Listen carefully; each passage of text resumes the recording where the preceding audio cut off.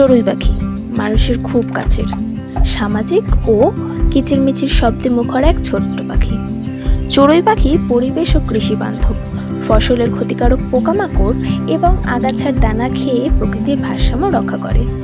এই ছোট্ট পাখিটি নানানভাবে জীববৈচিত্র্যকে রক্ষা করে।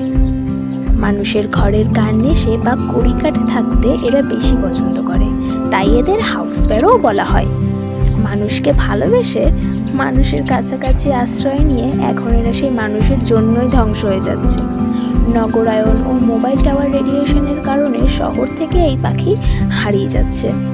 একসময় চড়ুই পাখি প্রচুর দেখা গেলেও বর্তমানে এদের সংখ্যা বড্ড কম, তাই এদের সংরক্ষণ করা ভীষণভাবে প্রয়োজন। তাই আমরা কি পারি না নিজ নিজ বাড়িতে বারান্দায় বা ছাদে নিয়মিত খাবার ও জল রাখতে, আর সম্ভব হলে নিরাপদ কোনো কোণে কাঠ বা শক্ত কাগজের ছোট্ট একটা বক্স কেটে রাখতে।